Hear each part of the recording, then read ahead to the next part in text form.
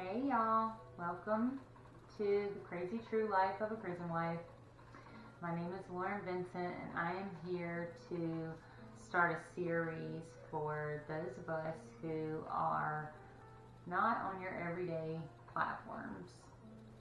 And let me start off by saying that no one, not one person, will ever get you and what you're going through like another person whose loved one is doing time. Introduction, a little bit about myself. My name is Lauren Vincent. I am the wife of Jason Vincent, who is incarcerated at the time. We have known each other for 19 years. We will be married in June the 29th for 9 years. We've almost made the 10-year mark. We're getting there. A little bit about us. We've known each other for 19 years. I was in the military. We had a mutual friend. He came up and ended up staying in the same area as we were for a long time. Him and I became like brother and sister. Literally like brother and sister. He tried to get at me 1,000 times and I was like, no player. Not right now. Not for me. I'm enjoying my life. 11 years later, I kept in touch with his friend, our mutual friend, and I asked about him. And just being inquisitive because he was somebody that I cared about and we kept in contact, and then I lost contact, regular life. And he told me he was incarcerated, which was heartbreaking for me, but I was like, what in the world? So along with that, he began talking negatively about him as well. So I am the type of person where if I truly care about you as a friend, a family member, and family members come in all shapes, sizes, and colors, they don't have to be blood. But if I truly care about you, like, I'm the type of person that I would rather make my own opinion. Like, I didn't want to go along with his assumptions of, whatever the case may be. So I just kind of ended it like, well, if you talk to him again, like, have him call me. So a few months goes by and ring, some number I didn't know, and I had a feeling that it was him, like by the area code. But anyway, so I answer. You know how you answer the phone in those voices, you don't want nobody to know that it's you. And I'm like, hello. And sure enough, he's like, hey girl. I knew immediately, but I had to play it cool, so I was like, who is this? And of course he was like, you don't know who this is? And I was like, I know this voice. Anyway, from that day forward, we talked just as friends for maybe a month, maybe. And one day he asked me if I would be pen pals with one of his, I guess, cellies at the time. And I was like, if I'm going to be pen pals with anybody, it's going to be you. But I wasn't really meaning like we was about to run away and, do the damn thing. But guess what? That's what happened. 6 months later, so I went to visit like 2 or 3 months later, and y'all, from that day forward, that first visit, we shared our first kiss, like everything, and I knew, like,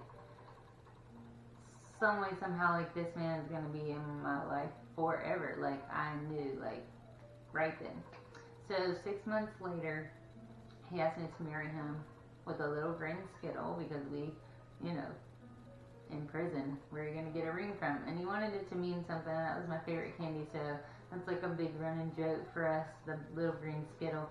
But anyway, and yes, we did eventually get rings. We did. But at that moment, I knew, like, this is mine. Like, he's mine forever. So that's just a little small backstory of how we came to be. And yes, he got out in 2013 and then jumped to 2018 December. We were at home. He was actually in North Carolina working. I was at home with our child. And we got a knock at the door and everything flipped upside down. True story. 3 years before that, him and I made a decision, a financial decision that wasn't the best. And we sold some things that we shouldn't to get money. And 3 years later, after we had moved to another state, we repositioned ourselves in our lives. We got away from certain people, certain places, certain things. We knew like our life needed to change. So we made all these changes and we moved.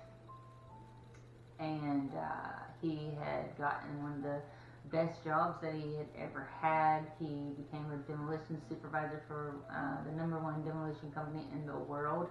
He was traveling all over the United States. We were financially legit. And that day was the worst day of my life. Long story short, that's not what we're here for. Basically, he went back to jail. Now we're, both in a situation. I've never been in trouble before in my life. So, just some hard times, So anyway, through all of this, it has changed, like, who I am, for sure, and who he is. And, we had to take a minor setback, and we were going to make a major comeback, and we were going to get back to life. But through all of this, like, I joined these prison wives groups on Facebook, and, just, like, a lot of them, because I wanted to be able to, like, connect with people that are going through the same things that I'm going through. And honestly, I think it might have took me by surprise, because I didn't realize, like, I guess, like, yes, there's days that I don't want to get up, there's days that I don't want to move, there's days that I don't feel like doing anything, but I also know, like, I have to get up, I have to mom, I have to, like, I am the rock of this family. So, through those groups, I realized, like, there's not a support system for people like us. There's not a platform, like, for prison wives. Of course, actually, and I made a few notes because I wanted to make sure that I, like, covered everything. But the platforms that we get are, I can't believe you waiting for him platform, or girl, you can do better platform, or won't be me platform, or just simply platform. Y'all, people don't understand, like, we're readers, we're unique, we're loyal, we're loving, like, we are dedicated, determined, we're educated, we are writers, we are readers, we are nurses, we are moms, dads, sisters, cousins, brothers, etc. We are the rock that keep these inmates, our loved ones, going. We're all together in this through faith, and I noticed, like, in the groups, like, the cohesiveness that comes from people that support their loved ones is like no other. Like, I've seen so many ladies, like, benefit from these groups. Like, they have no one, there is no support system, their family stepped off, and like, they're all alone, like, trying to figure out how to deal with it. And I know a lot of people say, oh, well, they can change their life and leave every day. But you know what? Like, when you make a commitment to somebody, whether it's your daughter, whether it's your son, whether it's your brother, your mother, your husband, your wife, like, commitments are everything in life. I personally believe that people deserve second chances. Like, I know I've made 100 mistakes in my life, but... And there goes the dog. But I also know, like, everybody can be rehabilitated. Everybody can, everybody deserves a second chance. Now, I will say, if you go off and you make 2 and 3 and 5 and 6 and 7 mistakes, of course, at some point in time, you're going to have to take your consequences, of course. However, I just believe in people. I think I believe in people. I believe that people can change. I believe, especially like these people that you see, they're so young and they make these irrational decisions, and then their life is gone, like, you know, behind bars. It's disturbing. But again, like, I'll get to some of that stuff later on in the series. Some of the topics of discussion that I want to cover in this series is work-life balance, stress, anxiety, depression, mental health, visitation, please Corona go away so I can see my husband, finances, faith, hope, success, family, support, distance, interracial relationships. I and my husband are in an interracial relationship, but you wouldn't believe like the things that we've been through in and out of prison. So some of those things I like to share with you. And just statistically, like 64% of U.S. adults, 64 y'all, has an immediate or an extended family member that's been to jail or prison. That's over half of Americans have a family member that has went to jail or prison. So, you know, I just want to touch on some of these things and create a dialogue for people that don't know how to get through this, that are new to this, that are looking for resources, looking for ways to be positive, looking for just maybe that extra push to get out of bed every day, like just the little coaching, or maybe it's just to look and be like, girl, put your big your big girl panties on. Like, it's time to get it. You know, like, I just want to empower, uplift, and remind each and every one of you, whoever you are, wherever you are, that you're not alone. Like, you're not alone.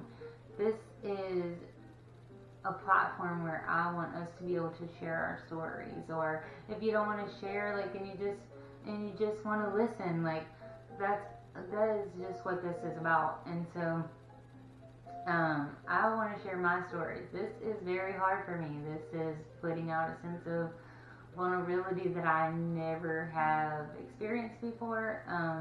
It's really hard, but I feel like sharing my story also is very therapeutic. I feel like there's so many people that can benefit from hearing what I've been through, how I've handled it.